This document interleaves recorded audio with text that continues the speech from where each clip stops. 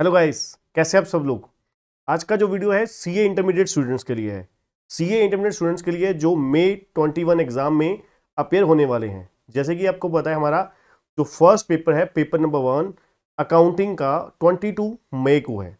ठीक है जी, 22 मई को हमारा पहला पेपर होने जा रहा है, मई 2021 की अटेम्प्ट का। ठीक है, अब इस पेपर में देखिए और आज में कितने दिन का समय रह गया है।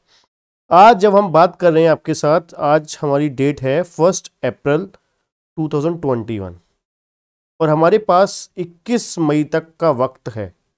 मतलब आज का दिन अगर आप निकाल देते हैं तो हमारे 29 डेज हमारे रह गए अप्रैल के और 21 डेज मई के। तो कुल मिला के देखा जाए हमारे पास बकाया 50 डेज पड़े हैं।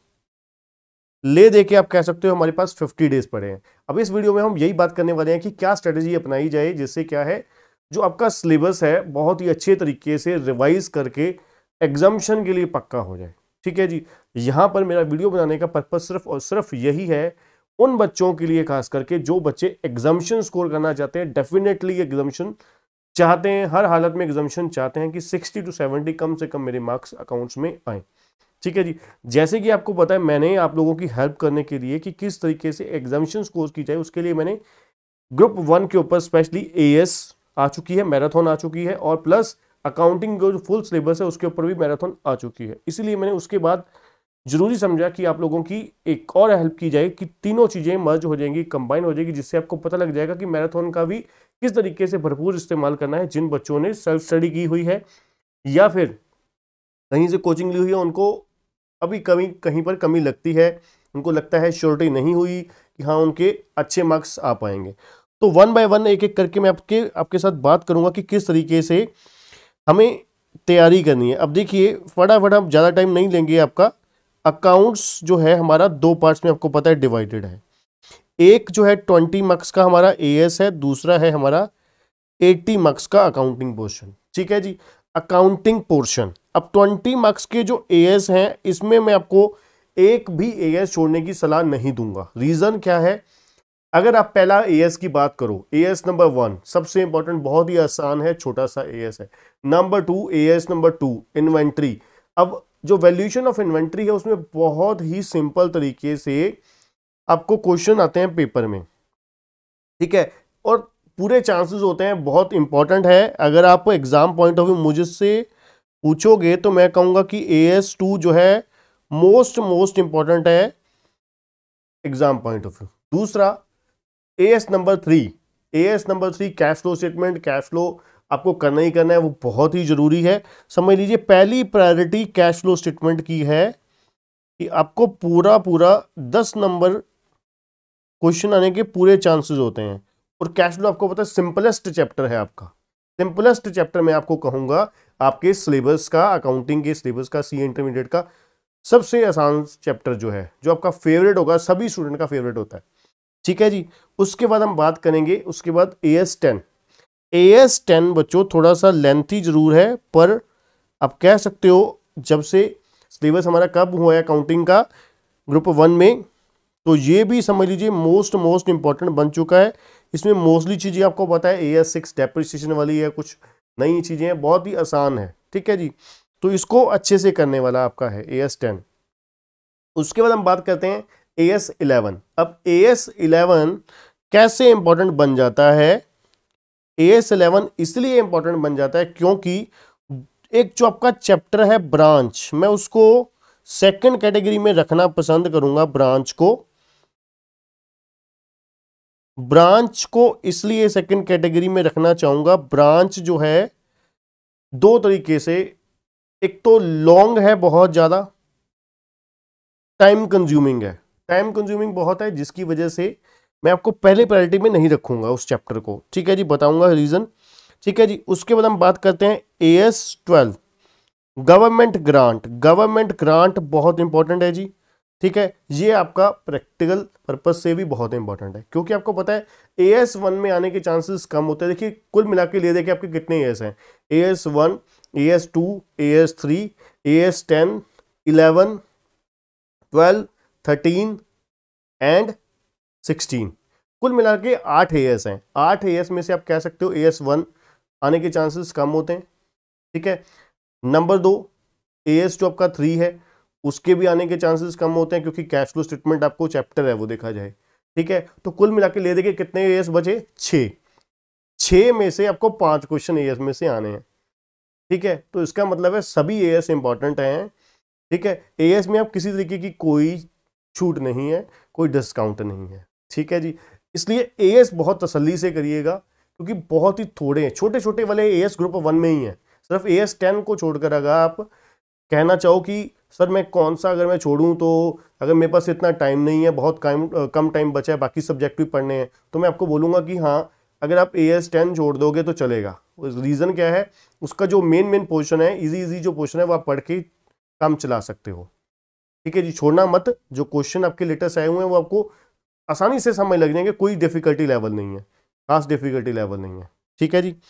उसके बाद मैं आपको AS के बाद बात करूंगा कैश फ्लो स्टेटमेंट के बाद सेकंड जो हमारा मोस्ट इंपॉर्टेंट चैप्टर है, इंश्योरेंस क्लेम। इंश्योरेंस क्लेम मैंने बहुत ही अच्छे तरीके से, शानदार तरीके से आपको लॉस ऑफ स्टॉक पॉलिसी भी और लॉस ऑफ प्रॉफिट पॉलिसी दोनों अच्छे तरीके से रिवाइज करवाए हुए हैं। जिन बच्चों ने हमारी क्लासेस ली हुई, मेरी क्लासेस ली हुई हैं, उनको तो अच्छे से रिवाइज होगा, याद होगा, ठीक है। और इंश्योरेंस क्लेम के बाद मैं तीसरा चैप्टर जो आपको बताना चाहूंगा, जो सबसे आसान और इंपॉर्टेंट हो जाता है, PPI, प्रॉफिट और loss prior to the incorporation. बहुत ही आसान है, इंस्टीट्यूट का बड़ा फेवरेट है, ठीक है जी। चौथे नंबर पे जो मैं प्रायोरिटी वाइज चैप्टर में आपको कहना चाहूंगा, पहला हमारा हो गया कैश फ्लो, दूसरा इंश्योरेंस क्लेम, तीसरा हमारा PPI, और चौथे नंबर पे बड़ा ही आसान है, जो बड़ा ही फेवरेट बना हुआ है कुछ टाइम पीरियड से, रिडेम्पशन ऑफ रेफरेंस शेयर। समझ लीजिए ये जो 4 चैप्टर हैं आपके कम से कम 40 नंबर के लिए वेटेज रखते हैं। 80 में से ये चारों चैप्टर के पूरे पूरे पूरे पूरे चांसेस होते हैं, और आपको पता है इनमें से कुछ खास डिफिकल्टी लेवल नहीं है। ये चैप्टर आपकी हाई पकड़ पे होनी चाहिए, हाई प्रायोरिटी पर होने चाहिए, ठीक है जी। अगर आप वाकई ही 80+ 70+ स्कोर करना चाहते हैं, ये आपके बहुत ही शानदार तरीके से होने चाहिए। वर्किंग नोट बहुत अच्छे से होनी चाहिए, प्रेजेंटेशन इन चैप्टर की बहुत अच्छी होनी चाहिए, फुल ऑन आपकी प्रिपरेशन होनी चाहिए इन चैप्टर की, ठीक है जी। और एक चीज और इसके साथ जोड़ूंगा मैं, इन्वेस्टमेंट अकाउंटिंग। इन्वेस्टमेंट अकाउंटिंग दोनों पोर्शन, खास करके शेयर वाला पोर्शन जो है वो आप बहुत अच्छे से करिएगा, उसकी प्रिपरेशन बहुत ज़रूरी रिक्वायर्ड है, बहुत हाई लेवल पे अच्छे तरीके से रिक्वायर्ड है। एक एक पॉइंट के ऊपर वैसे मैंने मैराथन में भी चर्चा की हुई है, ठीक है जी। तो वहाँ से भी आप रिवाइज कर सकते हैं, ठीक है। तो इन्वेस्टमेंट इन शेयर्स, ठीक है जी। ये 5 चैप्टर आप समझ लीजिए 40 से 50 की वेटेज के लिए। उसके बाद जो चैप्टर हमारे बचते हैं उनका क्या करना है, उसके बाद कौन कौन से हमारे बचे जी, हायर परचेज बचा, एक रिडेम्पशन ऑफ डिबेंचर बचा, ठीक है जी। Hire purchase, redemption of debenture और ब्रांच,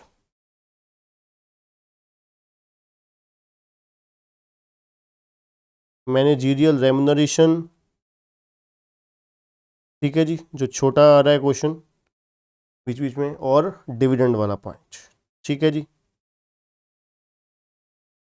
इसके अलावा ये हमारे पास चैप्टर बनते हैं। इनमें से मैं आपको सबसे पहले बोलूँगा सेकंड प्रायोरिटी, जो आपको अगर अच्छे मार्क्स और लिमिटेड टाइम पीरियड में लेने हैं, रिडेम्पशन ऑफ डिबेंचर।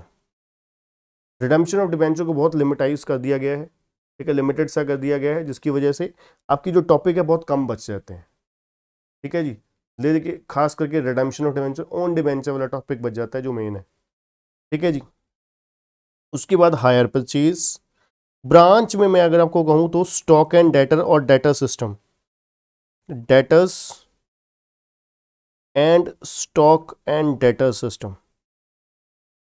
क्योंकि देखिए आपको चॉइस भी तो मिलनी है, स्टॉक एंड डेटर सिस्टम, ठीक है जी। डिविडेंड का पॉइंट छोटे क्वेश्चन के लिए 5 नंबर के लिए इंपॉर्टेंट है, ये 5 मार्क्स के लिए इंपॉर्टेंट है। ठीक है जी।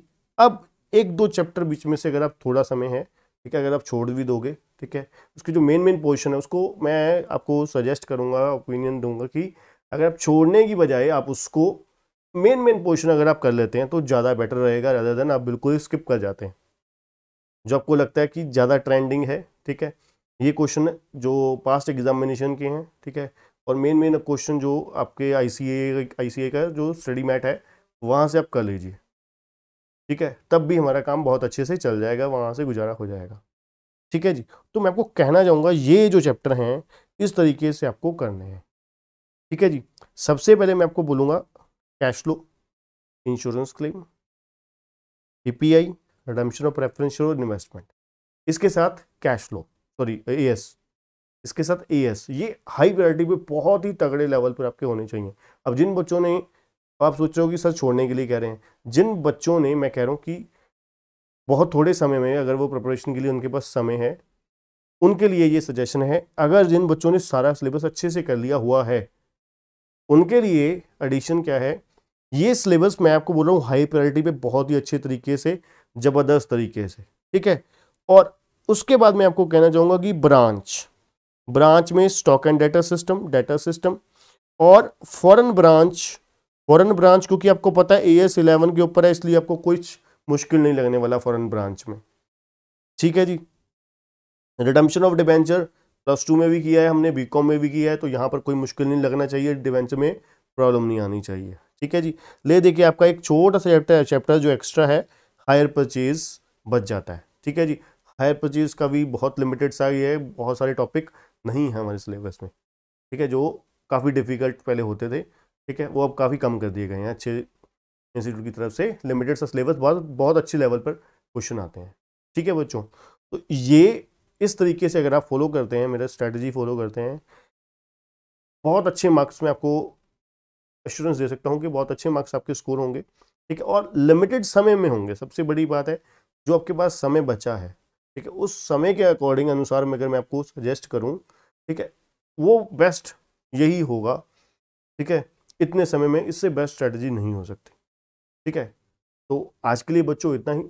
जिन बच्चों ने अभी तक मैराथन के बारे में नहीं पता, मैं आपको बता दूं डिस्क्रिप्शन में AS की मैराथन का भी लिंक दिया हुआ है। ठीक है, जो ग्रुप 1 और ग्रुप 2 स्टूडेंट दोनों के लिए है, और वो चैप्टर वाइज उसमें बताया गया है।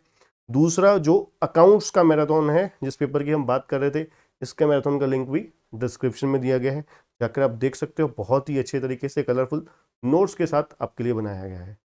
ठीक है बच्चों, आज के लिए इतना ही। अगर वीडियो पसंद आया तो लाइक जरूर करिएगा और चैनल को सब्सक्राइब करना और बेल आइकन दबाना मत भूलिएगा। थैंक यू बच्चों।